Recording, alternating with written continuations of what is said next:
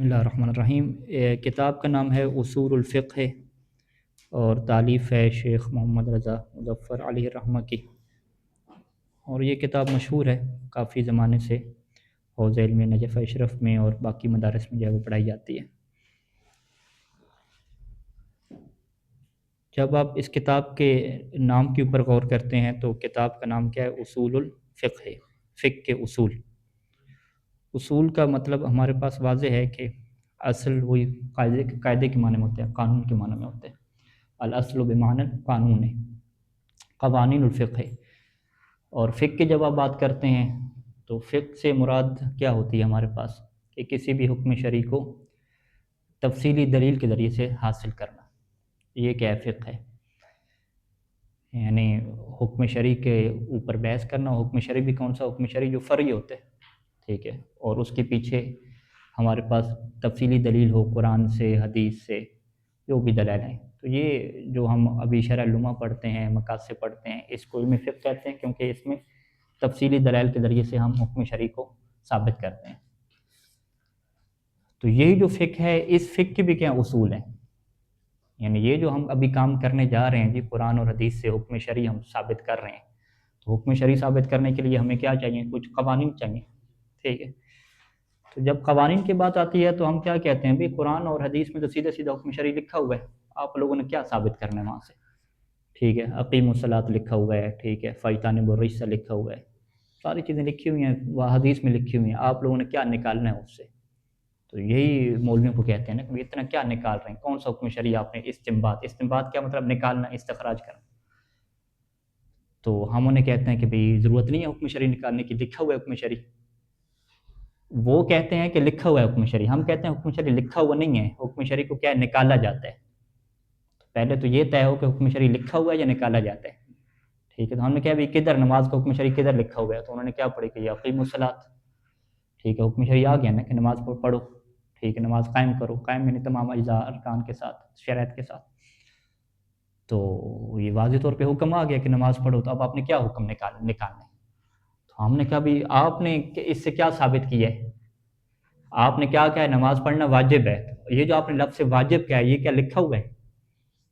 لکھا ہوا تو کیا ہے؟ تم نماز پڑھو، تم نماز قائم کرو، اور آپ نے کیا کہا ہے؟ نماز پڑھنا واجب ہے۔ لفظ واجب تو نہیں لکھا ہوا۔ تو آپ کہیں گے ہاں بھی مطلب وہی ہے نا کہ جب کہا جا رہا ہے نماز پڑھو تو مطلب کیا ہے؟ وہی واجب ہو گیا۔ میں نے کہا ہم کہیں گے یہ جو مطلب آپ نے نکالا ہے نا، اسی کو کیا کہا جاتا ہے؟ استنباط کہا جاتا ہے۔ وہ کہتے ہیں بھئی یہ کون سی بڑی بات ہوئی؟ جہاں پہ اللہ کا حکم آئے گا، فعل امر آئے گا تو ہم سیدھا کہہ دیں گے۔ ہم نے کہا پھر اللہ کا حکم کیا ہے؟ فَانْكِحُوا مَا طَابَ لَكُم مَثْنَىٰ، فَانْكِحُوا کیا ہے؟ فعل امر ہے نا، تم نکاح کرو جو تمہارے لیے میسر ہو، وہ بھی کیا ہے؟ دو فعل امر آ گیا نا، دو نکاح کرو۔ تو بس پھر کیا حکم نکالو بھائی؟ کہتے نہیں یہاں پہ ہم نہیں نکالتے، ٹھیک ہے، ٹھیک ہے، دو شادی کرنا واجب ہو جائے گا۔ ادھر اللہ نے کہا کہ نماز پڑھو تو سیدھا کیا نکالا جی؟ نماز پڑھنا واجب ہے۔ ادھر فن کیوں جب آیا، ادھر کیا نہیں وہ جو مستحب کے اوپر بھی نہیں ہے، دوسری شادی کے اوپر کہتے ہیں وہ مستحب بھی نہیں ہے، وہ بس مطلق طلب ہے، ہو سکتا ہے مستحب ہو سکتا ہے مستحب نہ ہو، ٹھیک ہے۔ ہم کیا اس کا مطلب کیا ہے کہ کوئی اصول و ضوابط تو ہونے چاہیے نا، آپ کی مرضی تو نہیں چلنی چاہیے، ٹھیک ہے۔ اسی طریقے سے کہا کہ بھی سابقوا فی الخیرات، کہ بھی خیرات میں سبقت رہ جاؤ، آگے نکل جاؤ۔ ہم کہ پھر واجب آپ کے لیے نکلنا، اگر آپ کا ایک مومن بھائی جان 17 رکعت پڑھ رہا ہے، آپ پھر 18 پڑھو، وہ 18 پڑھے، آپ 19 پڑھو، 20 پڑھو، آگے نکلو، پہلے نمبر پہ لینا۔ نہیں اس سے مراد کیا ہے کہ وہ اللہ ہمیں حکم دینا چاہتا ہے کہ ہم جو ہے نیکیوں کی طرف آگے بڑھنے والے بنے، مستحب ہے۔ یہ اس کا مطلب ہے کہ یہ کبھی آپ مستحب نکالتے ہیں حکم فعل امر سے، کبھی آپ مباح نکالتے ہیں، کبھی آپ طلب نکالتے ہیں، کبھی آپ وجوب نکالتے ہیں، تو اس کے پیچھے کوئی اصول و ضوابط تو ہونے چاہیے، ایسا تو نہیں ہے۔ تو لہٰذا یہاں پہ پھر علم اصول فقہ آتا ہے کہ یہ جو آپ فقہ میں کام کر رہے ہیں نا، فقہ میں کون سا کام کر رہے ہیں؟ حکم شرعی نکال رہے ہیں، فقط روایات نہیں پڑھ رہے، فقط اقیموا الصلاۃ پڑھ رہے ہیں، نماز پڑھو، حکم نہ نکالیں تو کیا فائدہ؟ بھی کوئی نہ کوئی حکم تو نکالنا پڑے گا نا۔ تو یہ جو بھی آپ حکم نکالیں گے کہ نماز پڑھنا مستحب ہے، واجب ہے، نہیں چھوڑ سکتے، ضروری ہو گیا، جو بھی آپ نام دیں اسے، فعبر ما شئت، تو اس کے پیچھے کوئی نہ کوئی اصول و ضوابط ہونے چاہیے، آپ کی خواہش نہیں ہونی چاہیے۔ اگر خواہش ہوگی تو اسے کیا کہتے ہیں؟ استحسان کہتے ہیں۔ تو آئیں پھر علم اصول فقہ میں بحث کریں کہ کیا استحسان حجت ہے یا حجت نہیں ہے۔ اگر آپ قیاس کر رہے ہیں تو پھر آئیں بحث کریں قیاس حجت ہے حجت نہیں ہے۔ اگر آپ کہہ رہے ہیں کہ جی چونکہ صیغہ امر آ جاتا ہے تو اس سے مراد بھی واجب ہوتا ہے، تو آئیں پھر بحث کریں کہ کہاں پہ مراد واجب ہوتا ہے، کہاں پہ مراد واجب نہیں ہوتا. تو یہ جو ہم بحث کریں گے جن جن قوانین کے متعلق، ان قوانین کو ہم کیا کہیں گے کہ یہ علم اصول فقہ میں بحث ہوں گے. ٹھیک ہے، تو بس ہم انہیں سمجھائیں گے کہ بھی علم اصول فقہ کی تعریف کیا ہے، کہ آپ ایسے قواعد کے بارے میں بحث کرتے ہیں جس علم میں کہ جن قواعد کا جب آپ آخری نتیجہ نکالتے ہیں نا، تو وہ پھر نتیجہ آپ کو حکم شرعی نکالنے میں کیا مدد دیتا ہے.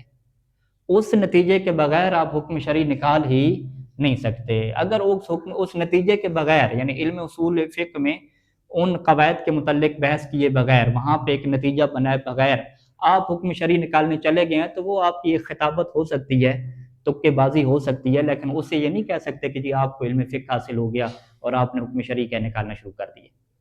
تو لہٰذا ہم کیا کہتے ہیں کہ علم اصول فقہ ایسے قواعد اور ایسے اصول اور ضوابط کے متعلق بحث کرے گا کہ جن کے متعلق جب آپ بحث کریں گے اور بحث کے بعد ایک نتیجے تک پہنچیں گے، تو پھر وہ نتیجہ کیا ہے آپ کو حکم شرعی نکالنے میں کیا ہے مدد دے گا، وہاں پہ کھڑا ہوگا.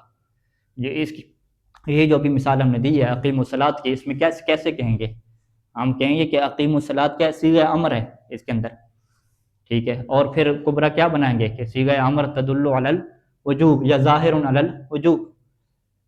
تو بس نماز یہ آیت کس میں ظاہر ہو جائے گی؟ وجوب میں ظاہر ہو جائے گی. یہ تو ایک آپ نے قانون کی بات کی نا کہ صیغہ امر ظاہر فی الوجوب. پھر اس کے ساتھ دوسرا قانون بھی رکھنا پڑے گا کہ قرآن کا ظاہر کیا حجت ہے یا حجت نہیں ہے، یا روایت کی طرف جانا پڑے گا.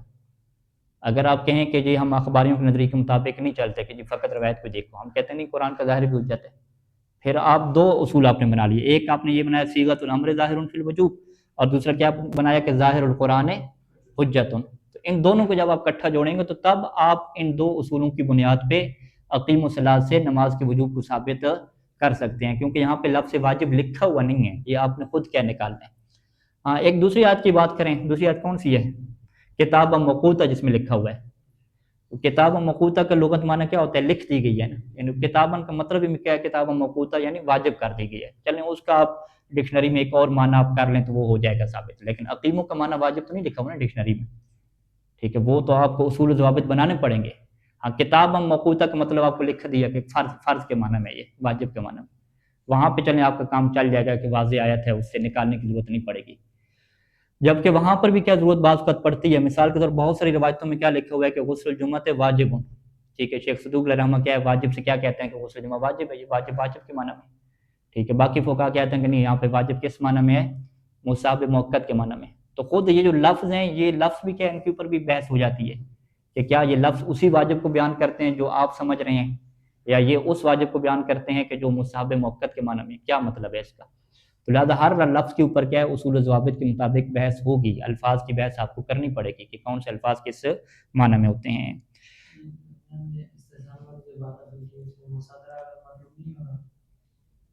وہ اس طرح سے کہ ایک بندہ کہتا ہے کہ اصول فقہ پڑھنا واجب نہیں، اور اسی کو ہم کہہ رہے ہیں کہ آپ استحسان والی جو بات کر رہے ہیں اس کا ہم آگے اصول فقہ میں بحث کریں. تو وہ کہتے ہیں کہ اصول فقہ کو پڑھنا ہی واجب نہیں، ہم کہتے ہیں کہ اصول فقہ میں آگے استحسان میں بحث کریں. نہیں، وہ کہہ رہے ہیں کہ ہم نے جو واجب نکالا ہے، ہم دو باتیں کہہ رہے ہیں بھی اقیم الصلاۃ سے آپ واجب کا معنی نکال رہے ہیں یا نہیں نکال رہے. سارے کہیں گے نکال تو رہے ہیں. ہم کہیں یہ جو آپ نکال رہے ہیں یہ کس اصول کے تحت آپ نکال رہے ہیں؟ کوئی وجہ تو ہوگی. وہ اصول کیا بیان کریں گے کہ جی ہمیں لگ رہا ہے استحسان کیا مطلب، ہمیں یہ معنی اچھا لگ رہا ہے. ہم کہیں گے کہ کیا کسی انسان کو کسی معنی کا اچھا لگ جانا، یہ شریعت نے اس کی اجازت دی ہے کہ وہ بات حجت ہو جاتی ہے؟ اس مرکزی نقطے کے اوپر ہم کہاں پہ بحث کریں گے؟ کہیں نہ کہیں تو بحث کریں گے کہ جی مجھے ایک معنی اچھا لگ رہا ہے، تو میرا کسی معنی کو اچھا سمجھنا الحاظ یہ حجت، کیا یہ حجت ہے، شریعت اسے قبول کرتی ہے؟ یہ اگر میں جا کے کل قیامت کے دن کہوں گا تو کیا یہ میرا عذر سنا جائے گا؟ اس موضوع پہ ہم کہاں پہ بات کریں گے؟ ان سے کچھ تو کہیں گے. اگر وہ کہ نہیں بحث نہیں کرنی، ہم کہ بحث نہیں کریں اس مطلب آپ سنجیدہ ہی نہیں ہیں نا. ٹھیک ہے، اگر آپ واقعی آپ سنجیدہ ہیں، معقول انسان ہے، تو آپ کہیں گے واقعی بھی اس ٹاپک پہ بات تو بننی چاہیے نا. اگر یہ مجھے بات لگ رہی ہے تو کیا میرا لگنا، میرا اچھا سمجھنا یہ معیار ہے حجیت کا؟ جو معیار نہیں ہے حجیت کا. حجیت کیسے کہتے ہیں؟ یعنی جس کی جو میرے پاس ہو تو میں اللہ کے اوپر حجت قائم کر سکوں، بچ جاؤں میں، اللہ مجھے عذاب نہ دیتا. تو یہ پھر بحث کہاں پہ ہوگی؟ وہ کہیں گے نہیں اصول فقہ میں تو نہیں آنا. ہم کہتے ہیں اصول فقہ میں نہ ہو، کسی اور جگہ پہ چلے جاؤ، بحث تو کرو. وہ جس جگہ پہ بھی آپ یہ بحث کرو گے نا، اسی کو ہم کیا کہیں گے؟ یہ اصول فقہ ہوگی. ٹھیک ہے، اور کوئی آپ اس کا نام کچھ بھی رکھ لو بھی، اصول فقہ نام سے چڑھا نہیں، کوئی اور نام رکھ لو. تو سیدھا سیدھا کیا بن رہا ہے؟ فقہ کیا مطلب؟ یعنی قرآن و حدیث سے احکام نکالنے کے اصول و ضوابط. تو یہ اصول و ضوابط کہاں پہ طے ہوں گے؟ کسی ایک علم میں تو طے ہونے چاہیے. ٹھیک ہے، واضح انشاءاللہ. تو یہاں پہ آ جائیں تعریف و علم الاصول میں.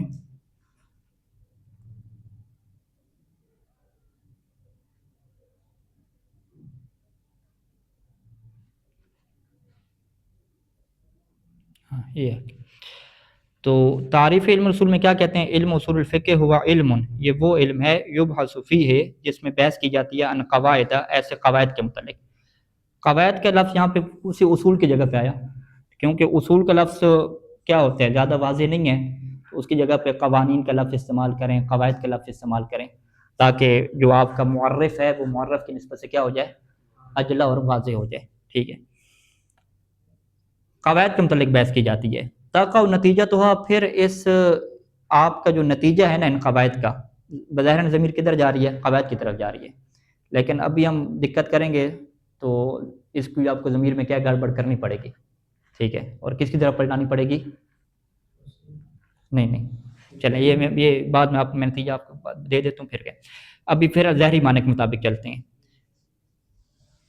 ایسے قوانین کے متعلق بحث کرے گا کہ تقع نتیجہ تو جن قواعد کا نتیجہ واقع ہوگا. کہاں پہ واقع ہوگا؟ فی طرق، ان رستوں پہ. کون سے رستے؟ استنباط الحکم شرعی، وہ جو حکم شرعی آپ نکال رہے تھے نا، استخراج کر رہے تھے، اس حکم شرعی نکالنے کے پہلے رستے میں آ کے یہ قاعدہ کھڑا ہو جائے گا. ٹھیک ہے، وہاں پہ آپ نے استحسان سے جو نکالا، آپ کو لگ رہا تھا کہ اس سے مراد واجب ہے، تو وہ یہ قاعدہ آ کے کھڑا ہو جائے گا. بھی استحسان کا جو قاعدہ ہے، آپ نے یہاں پہ استحسان کا قانون استعمال کیا ہے. یہاں پر آپ نے کون سا قانون استعمال کیا ہے کہ الامر ظاہر فی الوجوب، یہ آپ نے قانون استعمال کیا ہے. یا یہاں پہ آپ نے کون سا قانون استعمال کیا ہے کہ ظاہر القرآن حجت، کوئی نہ کوئی قانون درمیان میں کھڑا رہے گا. آپ ڈائریکٹ جو ہے وہ حکم شرعی کے استنباط کے اوپر نہیں جا سکتے، درمیان میں کوئی نہ کوئی آپ کو قاعدہ رکھنا پڑے گا. ٹھیک، اب ظاہر عبارت کیا ہے کہ یہ کہتے ہیں کہ اس قاعدے کا نتیجہ جو ہے نا کھڑا ہوگا. حالانکہ قاعدے کا نتیجہ کھڑا نہیں ہوتا، خود قاعدہ کھڑا ہوتا ہے نا. قاعدہ کیا ہے کہ الامر ظاہر فی الوجوب، یا ھذا المعنی انا استحسنہ، اس معنی کو میں اچھا شمار کرتا ہوں، یہ قاعدہ ہے نا. اس کا نتیجہ کیا ہے؟ نتیجہ تو نہیں، خود قاعدہ ہی ہے نا. ٹھیک ہے، نتیجہ تو پھر آپ نے خود نکالنا ہے نا کہ اس سے مراد کیا ہے کہ یہ جو امر کا صیغہ جہاں پہ آیا ہے اقیموں کا، یہ وجوب میں ظہور رکھتا ہے. ٹھیک ہے جی. تو اب یہاں پہ کچھ شروعات میں بحث کی ہے کہ وہ کہتے ہیں کہ خود جو قواعد ہیں نا وہ طرق کے استنباط میں واقع ہو جاتے ہیں. وہ کیا کہتے ہیں؟ وہ کہتے ہیں کہ اقیم الصلاۃ میں اقیموں کو کیا کہتے ہیں؟ صیغۃ و فعل و امر. پھر کبرا کیا بناتے ہیں کہ صیغۃ و امر ظاہر فی الوجوب. کہتے ہیں کہ یہ جو ہم نے کبرا بنایا صیغۃ و امر ظاہر فی الوجوب، یہ کیا خود قاعدہ ہے یا اس قاعدے کا نتیجہ ہے؟ ٹھیک ہے، تو آپ کیا خود قاعدہ ہے. کبرے کو کیا کہتے ہیں؟ کبرا ہوتی قاعدہ ہے نا. کبرا کوئی جزئی بات تو نہیں ہوتا. کبرا میں ہم یہ تو نہیں کہہ رہے کہ ھذا صیغۃ الامر ظاہر فی الوجوب. کبرا میں تو ہم کلی بات کر رہے ہیں. کلی بات کیا ہے کہ صیغۃ الامر کو جو بھی صیغہ امر ہو، الامر ظاہر فی الوجوب، ہم یوں بات کر رہے ہیں. تو لہٰذا جو طریقے استنباط میں جو چیز واقع ہوتی ہے وہ نفس القاعدہ واقع ہوتا ہے، نہ کہ قاعدہ کا نتیجہ واقع ہوتا ہے. تو پھر شیخ مظفر الرحمن نے یہ یہاں پہ کیوں کہا تقع نتیجہ ہوا؟ سیدھا کہتے کہ علم یبحث فیہ عن قواعد تقع، وہ قواعد کیا ہیں؟ تقع فی طرق استنباط الحکم شرعی، وہ قواعد واقع ہو جاتے ہیں، ان قواعد کا نتیجہ نکالنے کی ضرورت تو نہیں ہے. تو یہاں پہ وہ کیا نام ہے اپنے شیخ ماجد لامی خدا ان کی حفاظت فرمائے، انہوں نے کیا لکھا کہ یہاں پہ ہم تعویل کریں گے، ہم کہیں گے کہ تقع نتیجہ تو سے کیا مراد ہے؟ نتیجہ تو البحث عن قواعد، کہ اس بحث کا جو نتیجہ ہے نا، جو قواعد کے متعلق ہم بحث کر رہے تھے، اس بحث کرنے کے بعد جو نتیجہ ہوگا وہ کہاں پہ واقع ہوگا؟ طرق استنباط میں واقع ہوگا. یعنی کیا مطلب؟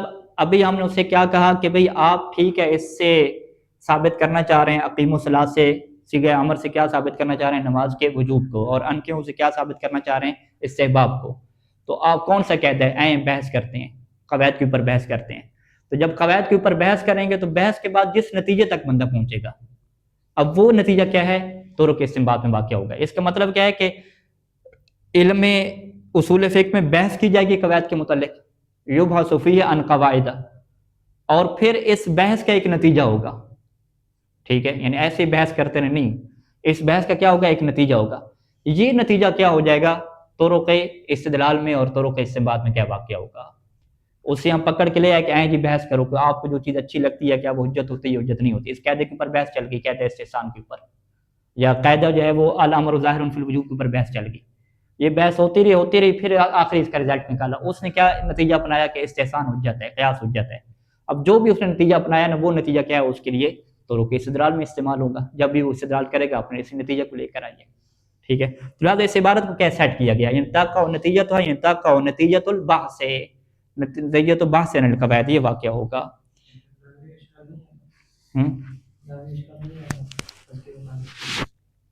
ہاں وہ تو آئے گا سارے سر. اسے کیا کہتے ہیں؟ اشکال وارد ہے، بس تعویل کا مطلب کیا ہے؟ کمزور تعویل ہوتی ہے. ٹھیک ہے.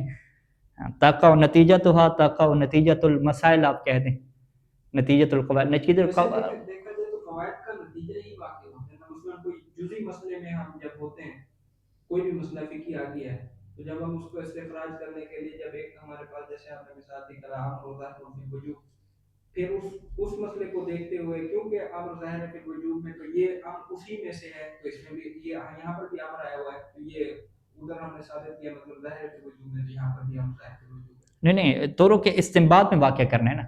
استنباط کے طرق کو کیا کہتے ہیں؟ استدلال کہتے ہیں نا. جب ہم کیا ہے استنباط کے استخراج کرنا، حکم شرعی کو استخراج کرنے کا رستہ، وہ رستہ کیا ہے؟ ہاں رستہ کیا ہے؟ وہ آپ کے استدلال ہے، پورے استدلال. تو وہ جو آپ استدلال بنائیں گے اس میں کیا ہوگا؟ ایک صغرا ہوگا، ایک کبرا ہوگا، ایک نتیجہ ہوگا. تو آیا صغرا میں قاعدہ اصولی کھڑا ہوگا یا کبرا میں کھڑا ہوگا؟ کبرا میں کھڑا ہوگا. تو کبرا میں جو قاعدہ اصولی وہ خود کھڑا ہوگا یا اس کا نتیجہ کھڑا ہوگا؟ خود کھڑا ہوگا نا. اس سے تو نتیجہ تو پھر آگے نکل جائے گا نا. وہ تو صغرا کبرا بنائیں گے تو نتیجہ اس سے نکل آئے گا. تو لہٰذا اگر طرق سے مراد کیا لیں؟ الاستدلال، میدان الاستدلال. تو میدان استدلال میں خود نفس قاعدہ آ کے کھڑا ہوگا. کیوں؟ لأن الکبرى کلیۃ، کبرا کلی ہوتا ہے، کبرا تو جزئی ہوتا نہیں ہے. نتیجہ کیا نکلتا ہے؟ جزئی نکلتا ہے. ٹھیک ہے. اب قاعدوں کے آپ نتیجے نکالنا چاہیں وہ تو جزئی چیزیں ہو جائیں گی. نتیجہ تو کیا نکلے گا؟ فقہ میں نکلے گا نا، حکم شرعی کی صورت میں. نتیجہ کیا ہو گیا؟ وجوب صلاۃ ہو گیا. قاعدہ کیا ہو گیا؟ الامر ظاہر فی الوجوب ہو گیا. باقی صغرا کیا ہو گیا؟ اقیموا الصلاۃ ہو گیا. ٹھیک ہے. یوں کر کے نظام بنے گا سارا. تو لہٰذا یہ تعویل کیا کرنی پڑے گی ہمیں، اس کے بغیر چارہ نہیں ہے. اچھا یہ مثال آپ کے لیے واضح ہے انشاءاللہ کہ اس کو پڑھ لیتے ہیں جلدی کہ مثال کیا دی انہوں نے کہ ان الصلاۃ واجبۃ فی شریعت الاسلامیہ المقدسہ. یہ بات واضح ہے کہ نماز کیا واجب ہے. لفظ واجب، یہ واجب کہاں سے نکالا آپ نے بھائی؟ وہ آگے ایک بندہ چیلنج کر دے کہ میں آپ کو چیلنج کرتا ہوں کہ ایک روایت میں نہیں لکھا ہوا کہ الصلاۃ واجبۃ. ٹھیک ہے. کہیں پر بھی نہیں لکھا ہوا. یہ سارے مجتہدوں نے خود نکالا ہے. ٹھیک ہے. وہ کہہ سکتا ہے جیسے کسی ایک روایت میں نہیں لکھا ہوا کہ پیشاب نجس ہے، دم نجس ہے، نہیں لکھا ہوا کسی جگہ. وہ نکالا ہے اس کے حکم کو. ٹھیک ہے. وہ شراب پینا حرام ہے، یہ کسی ایک روایت میں نہیں لکھا ہوا. یہ کہ شراب جو ہے وہ نہ پیو، مثلا الخمر حرام، یوں نہیں لکھا ہوا. ٹھیک ہے. حرمت فرض کریں لفظ شاید آیا ہو کسی روایت میں، اجتنب الخمر آیا مثلا، اجتناب کرو خمر سے. تو اجتناب کے بعد ہم نے نتیجہ نکالا کہ شراب کیا حرام ہوگی. ٹھیک ہے. نتیجہ ایک عوام کو تو ایک جیسی لگے گا نتیجہ، لیکن اس نتیجے کے پیچھے بڑی چیز ہے کہ اجتنب وہ اگر آیا ہے اور یہ حرمت کے اوپر دلالت کرتا ہے یا نہیں کرتا، یہ ساری چیزیں ثابت کرنی پڑیں گی. اگر نہ کراہت کے لیے بھی ایسی عبارتیں آئی ہوئی ہیں. ٹھیک ہے کہ یہ کام نہ کرو جی. اس کو کراہت کی تو بہت ساری مثالیں ہمارے پاس. اچھا وقد دل علی وجوبها من القرآن الکریم قوله تعالی واقیموا الصلاۃ. اس کے وجوب کے اوپر دلالت کرتا ہے من القرآن الکریم، قرآن کریم سے اللہ تعالیٰ کا یہ قول اقیموا الصلاۃ. اور ایک دوسرا قول کیا ہے؟ ان الصلاۃ کانت علی المؤمنین کتابا موقوتا. لیکن دوسرے کو نہیں لیتے. چلیں دوسرے کو کیوں نہیں لے لے؟ کیونکہ اس میں کتابن کا لفظ آ گیا، اور کتابن کا مطلب کیا؟ واجب کے معنی میں استعمال ہوتا ہے. ٹھیک ہے. لیکن پہلی جو آیت ہے اس میں تو واجب کا لفظ آئی نہیں ہے نا. وہاں سے آپ پھر کیا واجب کا لفظ خود آپ نکالیں گے اپنی طرف سے. ولیکن دلالت الآیت الاولی متوقفۃ علی ظہور صیغۃ الامر نحو اقیموا ہنا فی الوجوب. پہلی آیت کی دلالت کس بات کے اوپر؟ دلالت وجوب صلاۃ کے اوپر. یہ موقوف ہو جائے گی کس بات کی ثابت کرنے کے اوپر؟ کہ اس کے اندر جو صیغہ امر آیا یہ ظاہر ہے کس کے اندر؟ وجوب میں. تو لہٰذا یہ آپ کو ثابت کرنا پڑے گا کہ صیغہ امر کیا ہے؟ وجوب میں ظہور رکھتا ہے، جو بھی صیغہ امر ہو. حتیٰ کہ اس آیت والا بھی کس میں ظہور رکھتا ہے؟ وجوب میں. اور دوسرا کیا ہے؟ وہ متوقفۃ ایضا، اور اس بات کے اوپر بھی متوقف ہے کہ علی ان ظہور القرآن حجت، کہ قرآن کا ظاہر حجت ہوتا ہے اور اس کے ذریعے سے استدلال کرنا درست ہوتا ہے. ہمارے پاس ایک لفظ ہوتا ہے، ایک کو ہم ظاہر کہتے ہیں اور ایک کو کیا کہتے ہیں؟ نص کہتے ہیں. ظاہر کا مطلب کیا ہوتا ہے؟ احتمال خلاف موجود ہوتا ہے. لیکن وہ احتمال ایسا ہوتا ہے کہ عقلاء اس کی پرواہ نہیں کرتے. یعنی ہمیں عربی زبان کے قواعد کے مطابق اور دیگر جو حالات ہیں اس کے مطابق کیا لگ رہا ہے کہ جب کوئی طلب کرتا ہے بندہ تو جب تک وہ اس کو چھوڑنے کی اجازت نہ دے دے تو اس کا مطلب کیا ہوتا ہے کہ آپ کو واجب کر رہے ہیں وہ چیز. تو اس کا مطلب کیا ہے کہ یہ ظاہر ہے، اور ممکن ہے کہ وہ چھوڑنے کی اجازت بھی دے دے، ممکن ہے کہ وہ ترک کی اجازت بھی دے دے.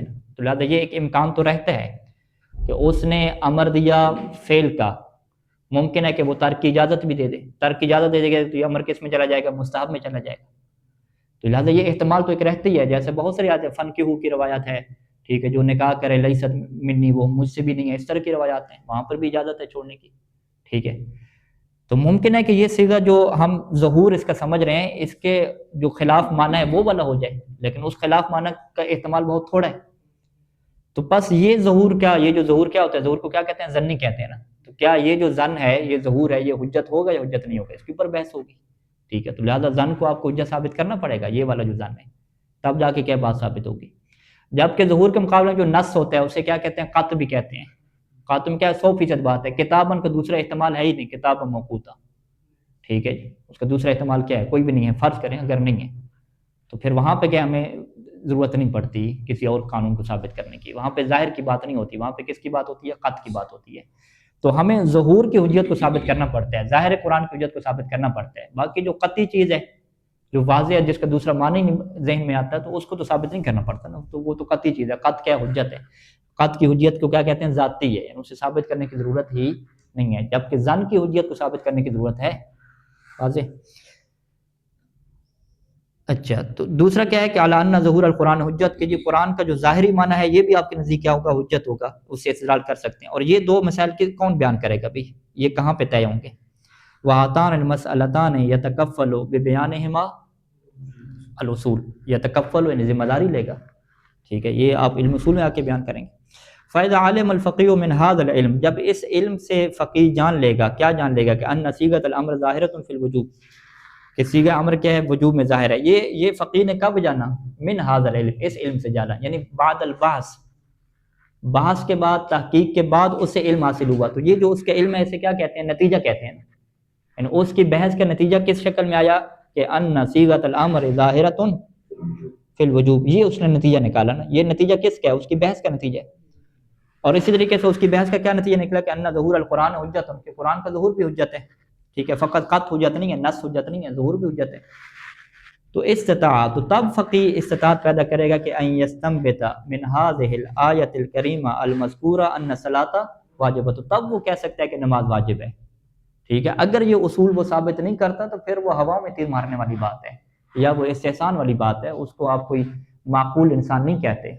ٹھیک ہے، وہکذا فی کل حکم شرعی، یہ ہر حکم شرعی میں مستفاد من ای دلیل، کسی بھی دلیل سے آپ استفادہ کریں، چاہے آپ کے پیچھے دلیل شرعی ہو، قرآن و حدیث ہو، یا دلیل عقلی ہو، اس کے اوپر ضروری ہے کہ آپ ایک بیس تو بنائیں. کہ اگر آپ قرآن سے استدلال کر رہے ہیں تو کیا قرآن سے استدلال کرنے کا حق آپ کو دیا گیا ہے؟ اگر آپ حدیث سے استدلال کر رہے ہیں تو کیا اس حدیث سے استدلال کرنے کا آپ کو حق دیا گیا ہے؟ کیا حدیث حجت ہوتی ہے؟ یہ ساری بیس تو بنائیں آپ ساری چیز. لا بدہ، ضروری ہے کہ یہ توقف استنباط ہو، کہ اس کا استنباط موقوف ہو من الدلیل. کون سے استنباط؟ جو دلیل سے کر رہے ہیں. دلیل سے کیا مراد ہے؟ شرعی یا عقلی؟ شرعی میں کیا آ جائیں گی؟ قرآن اور حدیث آ جائے گی، اور عقلی میں کیا آ جائے گی؟ اجماع اور عقل آ جاتا ہے. ٹھیک ہے، اجماع کو بھی آخر پہ پلٹا دیتے ہیں، کس کی طرف؟ سنت کی طرف، اور عقل کو بھی اسی طرف پلٹا دیتے ہیں. تو مرکزی طور پہ وہی دلیل شرعی ہمارے پاس رہ جاتی ہے، قرآن اور حدیث رہ جاتی ہے. تو جو بھی انسان استنباط کرے گا، استنباط یعنی استخراج کرے گا، حکم نکالے گا، واجب کا، مستحب کا، مکروہ کا، صحت کا، بطلان کا، جو بھی نکالے گا، من الدلیل، دلیل سے نکالے گا نا، قرآن و حدیث سے نکالے گا. یہ ضروری ہے لابد ان یتوقف، موقوف ہو، کس کے اوپر موقوف ہے؟ اعلیٰ مسئلۃ. یہ اعلیٰ مسئلہ کس کے متعلق ہو جائے گا؟ یا توقف ہو کے متعلق ہو جائے گا. اور من الدلیل یہ جار مجرور کس کے متعلق ہو جائے گا؟ استنباط کے متعلق ہو جائے گا. یعنی استنباط من الدلیل موقوف علی مسئلۃ، کس مسئلے کے اوپر موقوف ہے؟ من مسائل ھذا العلم، علم اصول کے مسائل کے اوپر کیا موقوف ہے. اب یہاں پہ لفظ مسئلہ استعمال کیا، اور مسئلہ کیا مراد ہے؟ وہی قوانین. ٹھیک ہے، علم اصول کے مسائل میں کیا ہوتے ہیں؟ اس کے مسائل کیا ہوتے ہیں؟ کلی قوانین ہوتے ہیں، کوئی جزئی باتیں تو اس کے اندر ہوتی نہیں. ٹھیک ہے، لہذا مسئلہ کہیں، مسئلہ کی جگہ پہ آپ کیا کہیں؟ علی قاعدہ کہیں. ٹھیک ہے، یا آپ سیدھے سے کیا کہہ دیں؟ علی اصل من اصول ھذا العلم. اس علم کے اصل میں سے کسی اصول کے اوپر، اس علم کے قاعدہ میں سے کسی قواعد میں سے کسی قاعدہ کے اوپر، یعنی جو آپ تعبیر کریں شرح میں یہ بات کیا ایک ہی جیسے ہو جائے گی. ٹھیک ہے جی. اچھا یہاں تک بات مکمل ہوئی. اب ایک جو ہے وہ تعریف کے اندر ایک مشہور اشکال کیا جاتا ہے کہ مصنف نے کیا کہا کہ ہم حکم شرعی کا استنباط کرتے ہیں، حکم شرعی کو نکالتے ہیں. ٹھیک ہے جی. تو اس حکم شرعی سے کیا مراد ہے؟ ٹھیک ہے. تو حکم شرعی ہمارے پاس دو طرح کے ہوتے ہیں، اور مصنف کیا کہیں گے کہ میرے حکم شرعی سے مراد دونوں مراد ہے. ایک حکم شرعی کو کیا کہتے ہیں کہ جو فعل کے لیے کیا ثابت ہے. فعل کے کیا ہوتے ہیں حکم شرعی ہوتے ہیں، فعل صلاۃ ہو گیا، فعل صوم ہو گیا. اسی فعل صلاۃ اور فعل صوم کو کیا کہتے ہیں؟ متعلق حکم کہتے ہیں، اور اس کو کبھی کبھار موضوع بھی بول دیتے ہیں، موضوع حکم بھی بولتے ہیں. ویسے عام طور پہ اقیم الصلاۃ میں ہم کیا کہتے ہیں کہ موضوع کیا ہے؟ انسان ہے مکلف. وہ جو فعل ہے اسے کیا کہتے ہیں؟ متعلق حکم کہتے ہیں. فعل کیا ہے؟ فعل صلاۃ. فعل صلاۃ کے اوپر کیا حکم آ رہا ہے؟ وجوب کا آ رہا ہے. تو یہ جو فعل ہے کبھی اس فعل کے اوپر حکم آتا ہے بغیر کسی قید کے. بھئی نماز کا کیا حکم ہے؟ واجب ہے. کوئی اور نماز کے ساتھ کوئی قید وغیرہ کہتے ہیں، کوئی قید نہیں ہے. کبھی کیا ہے اس فعل کے اوپر حکم آتا ہے لیکن قید کے ساتھ آتا ہے، جیسے اقامت. اقامت کا حکم وجوب کا ہے یا وجوب کا نہیں ہے؟ بھی کون سی اقامت؟ وہ اقامت کہ جس کا حکم ہمیں دلیل سے پتہ نہیں چل رہا، وہ اقامت کہ جس کے حکم سے مکلف جاہل ہے. اس کا مطلب ہے کہ آپ فقط اقامت کی بات نہیں کر رہے، کیونکہ اقامہ کے آپ حکم کی بات کرتے تو پھر یہ بات آپ نہ کرتے، یہ مکلف کو نہیں پتہ. آپ سیدھے سیدھے کیا بھی اقامت کا کیا حکم ہے؟ اقامت کے حکم کے لیے یہ بڑا اختلاف ہو گیا کہ یہ اقامت واجب ہے یا واجب نہیں ہے. اب اس میں کیا مثلا سماعت شیخ نے کیا کہہ دیا کہ احتیاط واجب ہے کہ مرد کیا اقامت کہیں. اچھا اسی طریقے سے النظر الی الاجنبیہ، نامحرم خاتون کو دیکھنے میں اختلاف ہو گیا. چلیں مبتذلات جو پردے کی پرواہ نہیں کرتی ہیں اس میں تو نص آ گئی تو ان کو دیکھ سکتے ہیں بغیر لذت کے، لیکن جو پردے کی پرواہ کرتی ہیں کیا ان کو بغیر لذت دیکھ سکتے ہیں؟ نہیں دیکھ سکتے. تو اس میں سے کوئی ذرا کیا کہ احتیاط واجب ہے کہ ہاتھ اور چہرے کی طرف بھی نہیں دیکھ سکتے. جو خاتون پردہ کرتی ہے بغیر لذت بھی نہیں دیکھ سکتے. تو النظر الی الاجنبیہ اور الاقامہ للرجال یہ محل بحث کیوں بن گئے؟ کیونکہ ان کا اپنا حکم معلوم ہی نہیں ہو پا رہا. جب ان کا اپنا حکم نہیں معلوم ہو پا رہا تو اس کا مطلب ہے کہ اب ہم کوئی نہ کوئی حکم تو دیں گے نا. مکلف اب وہ پوچھنا چاہ رہا ہے بھی اجنبیہ خاتون ہے، با پردہ ہے، کیا اس کے چہرے کو اور ہاتھوں کو میں دیکھ سکتا ہوں؟ نہیں دیکھ سکتا بغیر شہوت کے. تو اب کیا کریں؟ کوئی نہ کوئی حکم تو دینا ہے. اب فقیہ یہاں پہ اپنی طرف سے تو حکم نہیں بنا سکتا نا. ٹھیک ہے. اور اپنی مشورہ بھی اس سے نہیں مانگا جا رہا کہ آپ کا ذاتی مشورہ کیا ہے، شریعت کی حکم مانگا جا رہا ہے نا. ٹھیک ہے. اب اسے کچھ نہ کچھ تو کرنا ہے یہاں پہ. اب وہ یہاں پہ کیا کرے گا؟ شریعت نے یہاں پہ اصول اور ضوابط دیے ہیں کہ اگر ایک ایسا فعل کہ جس کا حکم آپ کو معلوم نہ ہو. اب یہاں پہ فعل کے ساتھ دو چیزیں آ گئی. دوسرے فعل کے ساتھ کیا کہ الفعل المجہول حکم ہو، تو پھر وہ فعل جس کا حکم معلوم نہ ہو کیا وہ آپ کے لیے جائز ہوگا انجام دینا یا اس کے بارے میں آپ کو احتیاط کرنی ہوگی؟ ٹھیک ہے. یعنی اب میں اگر اقامت کا حکم بیان کر رہا ہوں اور سید کوئی کیا فرما رہے ہیں یا پریکٹیکل مثالیں سماعت شیخ وشی نجفی صاحب کیا فرما رہے ہیں کہ احتیاطاً واجب ہے اقامت کہنا، یا جو ہے نا حرمہ کیا النظر الی الامرأۃ الاجنبیہ میں سید کوئی لرما کیا فرما رہے ہیں کہ احتیاطاً جائز نہیں ہے نگاہ کرنا. تو یہ جو وہ احتیاط کی بات کر رہے ہیں یہ احتیاط کیا ہے؟ ہم کہتے ہیں یہ احتیاط بھی اس فعل کا حکم ہے لیکن یہ فقط اس فعل کا حکم نہیں ہے بلکہ الفعل ما قید الجہل عن حکم. اس فعل کا حکم ہے لیکن کون سا فعل؟ جس کے حکم واقعی صاحب کیا رہ گئے تھے؟ جاہل رہ گئے تھے. تو بس اس کا مطلب کیا ہے کہ حکم شرعی ہمارے پاس دو کیٹیگری کے ہیں. ایک ہم خود اس فعل کا حکم ڈھونڈتے ہیں اور وہ حکم اس فعل کا ہوتا ہے بدون قید الجہل. بھائی اس میں یہ قید نہیں ہوتی کہ چونکہ اس فعل کا ہمیں حکم پتہ نہیں چل سکا تو لہٰذا ہم یہ حکم دے رہے ہیں. اور دوسرا جو حکم آتا ہے احتیاط والا وہ کون سا حکم ہوتا ہے جی؟ وہ اس فعل کا وہ بھی اسی فعل کا حکم ہوتا ہے لیکن اس فعل کے ساتھ ایک قید لگتی ہے. یہ اس فعل کا حکم تب بنا ہے چونکہ اس فعل کے اصل حکم سے ہم کیا تھے؟ جاہل تھے. تو اب مصنف کیا کہیں گے کہ بھئی ہم جو حکم شرعی نکال رہے ہیں یہ کون سا حکم مراد ہے؟ کیا اس سے مراد خود اس فعل کا حکم مراد ہے یا آپ کی اس سے مراد کیا ہے کہ اس فعل کا وہ والا حکم کہ جب آپ اس فعل کے حکم سے جاہل ہوتے ہیں تب جو ایک حکم آتا ہے وہ والا مراد ہے؟ تو مصنف کیا کہیں گے کہ میرے یہاں پہ دونوں مراد ہیں. وہ جو خود فعل کا حکم ہوتا ہے اسے حکم واقعی کہا جاتا ہے اور وہ جو فعل کا حکم ہوتا ہے بقید الجہل اس کو کیا کہا جاتا ہے؟ حکم ظاہری کہا جاتا ہے. تو مصنف کیا کہیں گے کہ حکم شرعی سے مراد چاہے وہ حکم واقعی ہو یا حکم ظاہری ہو دونوں کے لیے جو قواعد فراہم کیے جائیں گے اور اصول اور ضوابط فراہم کیے جائیں گے وہ حکم نکالنے کی خاطر وہ اصول و ضوابط کہاں پہ طے ہوں گے؟ علم اصول فقہ میں کیا طے ہوں گے. انشاءاللہ پھر اگلی بات ہم آپ کو بیان کریں گے کہ تیسری چوتھی جلد میں جو بحث ہوگی احتیاط کے اوپر، برات کے اوپر، یہ کون سے قواعد ہیں؟ یہ حکم ظاہری کے قواعد ہیں، یہ ان افعال کے قواعد ہیں جن کا حکم معلوم نہیں ہے. یعنی ہمارے فقہا مکتب تشیع میں جن چیزوں کا ہمیں حکم معلوم نہ ہو اس کے بھی اہل بیت نے ہمیں قوانین دیے ہیں کہ اگر کسی چیز کا حکم نہ پہنچے تو تم نے کیا کیا قواعد کے اوپر عمل تم نے کرنا ہے. لہٰذا جدید سے جدید مسئلہ قیامت تک کوئی بھی آتا رہے، اگر اس کا حکم کسی روایت سے نہیں ملتا تو وہ مجہول میں چلا جائے گا. جب وہ مجہول میں چلا جائے گا تو مجہول کے خود الگ سے قواعد موجود ہیں، اور ان قواعد کے اوپر پوری استصحاب کی بحث ہوتی ہے، برات کی بحث ہوتی ہے، اشتغال کی بحث ہوتی ہے، کیا ہے اصول عملیہ میں کیا ہے وہ آپ کی احتیاط کی بحث ہوتی ہے. ساری جو اصول عملیہ کی بحث ہے یہ کن کے لیے ہے؟ یہ انہی افعال کے لیے ہے کہ جن کا حکم ہم سے مجہول رہ گیا اور اہل بیت نے ان کے لیے کیا ہمیں قواعد عطا کر دیے. تو لہٰذا اصولی کیا کہتا ہے کہ ہمارا تو کوئی ایک ذرے سے ذرہ حکم بھی ایسا نہیں ہے قیامت تک کے لیے آپ لے آئیں، جدید سے جدید لے آئیں کہ شریعت نے اس کا حکم نہ بیان کیا ہو، یا شریعت نے اس کا حکم خود بطور فعل کے بتایا ہوگا، یا شریعت نے اس کا حکم کیسے بیان کیا ہوگا؟ الفعل مع الجہل بحکم الواقعی، کہ وہ فعل کہ جب آپ اس کے حکم واقعی سے کیا ہو جاتے ہیں، جاہل ہو جاتے ہیں، تو اس کا کیا حکم بنتا ہے. ٹھیک ہے، تو انشاءاللہ یہ پھر کیا اگلی بحث ہے. اب یہ ہمارا وقت ختم ہو گیا ہے. تو یہ تقسیم کس کی ہے کہ الحکم واقعی و ظاہری، یہ یہاں سے کیا بحث شروع ہوتی ہے. اللہم صلی علی محمد و علی محمد.